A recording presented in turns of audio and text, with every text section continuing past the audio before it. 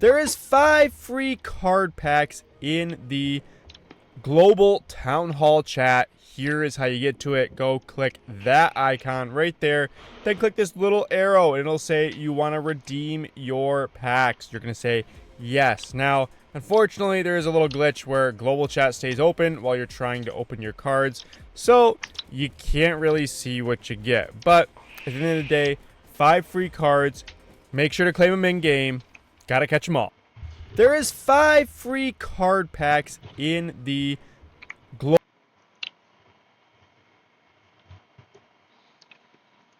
Say goodbye, goodbye, goodbye. Our hearts can't stop beating by. Why you gonna cry? No cry, no. Please don't say goodbye, goodbye, goodbye. Our hearts can't stop beating by. As you know, I recently spoke about the scam call raid where a dude dressed a bunch of people up as SpongeBob and they just went ham through the whole place. And guys, you're not gonna believe it, but another scam call raid just went down. This time around, it's not SpongeBob though. It's that one guy from Fortnite. Now the one thing about this second go around that I find interesting is the fact that everyone in the scam call center is kind of just filming all of the madness. I mean, they honestly look like they're enjoying the whole thing. And if I had to guess, the reason for that is probably just because they hate their boss. He also said the police were coming at the end of the video, which just, I don't understand that at all. Did one of the scammers call the police? It can't be. As you know, I recently spoke about the scam call raid where a dude dressed a bunch of people up as SpongeBob and they just went ham through the whole place. And guys, you're not gonna believe it, but another scam call raid just went down. This time around, it's not SpongeBob though. It's that one guy from Fortnite. Now the one thing about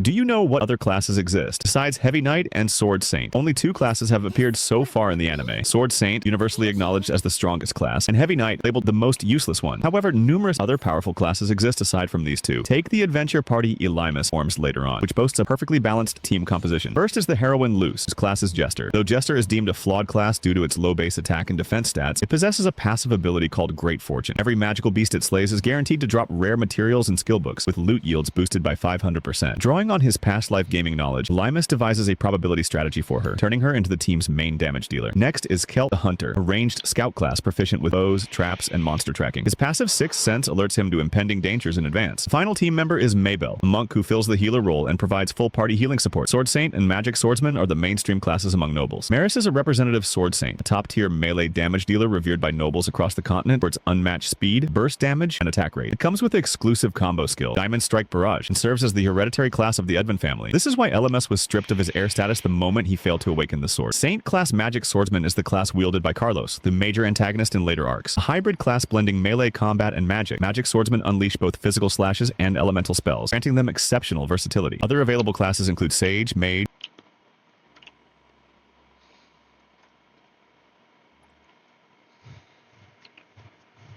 Our story begins in a world consumed by chaos, where danger was always close and death could strike at any moment. Hunger, discrimination, and constant killings were the reality for anyone trying to survive in that hell. Trapped in an endless war, Pluto knew very well that all this tragedy was happening because his country was simply too weak. With no chance to fight back, the defensive line was ultimately massacred by the enemy army. Hit by gunfire during the battle, Pluto met his end right there on the battlefield. His story seemed to end along with the fall of his nation as his vision slowly faded away. But just when everything seemed lost, a mysterious light appeared before his eyes. From within that glow, a shining hand reached toward him, offering him another chance. When he grabbed that light, his soul was pulled away from the tragedy and all the suffering of his past. That was how Pluto ended up being resurrected and given a second chance. When he opened his eyes again, he realized he had arrived in a completely different world. 3 years had passed since he arrived in this new reality, where he had been living as an ordinary student. Seeing it as a gift from heaven to change the tragic fate he once suffered, he knows the most important day has finally arrived. Inside the classroom, the teacher tries to calm the excited students and reminds everyone that today is the awakening ceremony. He tells the class to head toward Aurora Academy's field, emphasizing that the result of the test will determine each student's future. In this world, dungeons suddenly appeared out of nowhere, and terrifying monsters spread across every corner of Earth. To fight this threat, humanity began awakening classes ranging from rank C to rank S. Because of that, the class someone awakens determines their reputation and even how valuable they are to society. During the event, Luna Veramont, heir to the family that dominates the city, has just awakened the rank S class Purification Saint. The students are shocked to learn that she scored 95 points on the talent test, something extremely rare across the entire country. But the excitement grows even more when it is finally Pluto's turn, the Academy's most anticipated student. Called onto the stage, he walks forward in silence as every eye turns toward him. Pluto holds the city's absolute record with 200 points in the preliminary talent evaluation. As he passes Luna, the newly awakened girl looks at Pluto seriously. and with great anticipation. She tells him not to disappoint her, wanting to see what the school's best student is truly capable of. Paying little attention to the provocation, Pluto silently keeps moving forward while maintaining his usual cold demeanor. With the crowd shouting his name, he approaches the altar where the ceremony will take place. Pluto extends his hand over the magical orb, finally ready to discover what power he will awaken. Even the instructor admits that having someone with 200 talent points is an unprecedented blessing for the academy. The country's largest guild has reserved spots for the school, guaranteeing immediate entry to anyone who awakens a rank S class. The Blue Dragon Guild is the most powerful organization in the nation and the ultimate goal of countless hunters. Earning a place there means gaining access to power, wealth, and a future filled with enormous prestige. But what interests Pluto most is that the Blue Dragon Guild was founded by the state itself and operates as the official military. In his previous life, he was only a soldier from a weak country and died unable to protect anything when the major powers invaded. This time, his goal is to become strong enough to protect this nation and become the most powerful hunter in the world. The moment he touches the orb, an enormous burst of energy erupts, making everyone believe a powerful rank S class is awakening. But after sensing the nature of that energy, even Pluto is surprised by what is awakening inside him. Luna and the instructor's expressions change immediately after seeing what is happening. A dark aura filled with skeletons appears around Pluto, confirming that his class is Necromancer. In that instant, the entire stadium falls silent before that dark and unexpected presence. The students are stunned, unable to understand how the school's greatest prospect awakened what is considered the worst rank C class. Even Pluto cannot understand what went wrong for him to receive the Necromancer class during his awakening. After checking his status panel, he confirms that his starting attributes are low and his level is still 0. Faced with such a weak result, the instructor cannot hide his disappointment. His starting skill allows him to summon only one soldier every 30 minutes, making Pluto question his own fate. But suddenly a system notification appears and removes that restriction, leaving his skill with no summoning limit. Pluto immediately understands the advantage. Now he can spend all his available mana to summon several soldiers at once. And as he levels up, his summons will become increasingly powerful. Eventually, he will be able to command entire legions of monsters in battle. With enough mana and no restriction on the number of summons, Pluto realizes he can become a one-man army. Convinced this advantage surpasses even rank S classes, he decides to prepare for next month's interview. While thinking about his next steps, the instructor tells Pluto to leave the altar and make room for the other students. After noticing how everyone's attitude changed because of his class, he finds their fake consideration ridiculous. Without wasting time on the gossip, Pluto decides to head straight to the dungeons and start leveling up as quickly as possible. Seeing him smile, some students comment that Pluto must have gone insane from the disappointment. That is when Adrian Blackwood approaches and begins provoking Pluto in a mocking tone. Showing off his newly awakened rank of class, Adrian mocks the fallen genius and offers to carry him if Pluto agrees to become his lackey. Pluto knows very well that Adrian has always been jealous of him long before the awakening ceremony. The girl beside Adrian starts laughing as he amuses himself imagining the school's genius acting like an obedient little dog. Pluto could not care less about the insults and simply walks right past him, completely ignoring the provocation. At that moment, Luna appears nearby and comments on how patient he is despite all the trash talk. Pluto turns around and finds the newly awakened rank S standing there, watching the entire situation. With little patience for pointless conversation, he bluntly tells her he is not in the mood for jokes. To Pluto's surprise, takes the initiative and suggests that they hunt together so she can help him level up. He asks whether carrying a rank C would not be a burden, but Luna immediately dismisses the idea. She reminds him that his goal is to join the Blue Dragon Guild and says her help would greatly increase his chances. Holding Pluto's arm, Luna confidently says that someone with 200 talent points could never be an ordinary necromancer. Impressed by her intuition, Pluto privately acknowledges just how perceptive Luna can be. He thanks her for being kind enough to offer help to someone at a lower level, but he would rather refuse. Politely, Pluto removes her hand from his arm and decides to follow his own path from that point onward. He makes it clear that he will enter the largest guild on his own because he knows exactly what he needs to do. His only option is to reach such a high level that he can crush any rookie, whether they are rank A or even rank S. After arriving at the Academy's dungeon hall, Pluto remembers that the fastest way to grow stronger is by facing the sequential trials. As he walks through the crowded hall, several students keep an eye on what he is doing. In this solo trial, the monsters range from level 1 to 5, and anyone who enters cannot quit halfway through without either winning or dying in the attempt. Despite the enormous danger, the amount of experience gained there is much higher than in normal dungeons. Outside, the teacher responsible for the class and Luna is surprised at the portal Pluto just entered. The teacher panics after seeing a rank C enter, believing the trauma of awakening drove Pluto to seek his own death. Luna tries to remain calm, reminding herself that he would never throw his life away so irresponsibly. Even so, the teacher decides to remain on standby near the entrance so she can act if any emergency happens inside. On a platform floating in the middle of nowhere, a glowing dome stands out against the desolate landscape. Inside the barrier, Pluto quickly identifies the area as a safe zone, but he knows that the moment he takes a step outside, there will be no turning back. Looking around, Pluto spots a group of level 1 void hounds, all extremely aggressive. After finding 10 monsters gathered on the very first floor, he understands why no rookie normally risks coming here. Pluto activates his skill and summons his skeletal army to test its strength against the beasts. With 2 soldiers on the field, he orders them to focus their attack on the hounds in the front line. With one fast and precise strike, a skeleton's blade pierces through the monster before it can react. The kill rewards him with 10 experience points, and Pluto realizes he can dominate these enemies as long as he keeps summoning soldiers. As he watches the battle, bitter memories from his past begin returning. He remembers how quickly he went from being the center of attention to becoming everyone's laughingstock. Back then, even the instructors made no effort to hide their contempt and simply told Pluto to move along without any consideration. Back in the fight, he focuses on the enemies and summons more skeletons, spending 5 points from his energy reserve. The humiliating memories continue, including rank of veterans who treated him like nothing more than a pet. Pluto also remembers the enemies on the battlefield who called his people an inferior race. Looking at the monsters ahead, he sees that same contempt from his past in their eyes as he spends nearly all his MP. Determined, Pluto promises himself that even as a rank C, he will become stronger than everyone else. After completely exhausting his energy, he manages to gather a force of 10 skeletal soldiers ready for battle. Pluto evaluates his current limit and concludes that 10 soldiers will be more than enough to clear the first floor. Thinking about the best strategy, he decides to send 2 skeletons against each hound to maximize efficiency. Under his command, the skeletal soldiers charge forward with flaming eyes and rush straight toward the beast without hesitation. The strategy works perfectly, earning him another 20 experience points from each enemy his troops kill. Watching the XP notifications appear one after another, Pluto calculates that he will reach level 2 in less than 10 minutes. Considering that he regenerates 1 MP per minute, he realizes his energy will be fully restored before long. With a smile on his face, Pluto already imagines the day he will have a gigantic army at his disposal. Given the monsters no time to rest, he orders his summons to keep advancing and eliminate everything in their path. The skeletons obey, taking down more void hounds and accumulating even more experience. Soon afterward, an intense aura surrounds Pluto, announcing his first level up. After checking the system window, he discovers that every level grants 5 status points and restores 30% of his energy. Since mana is his most important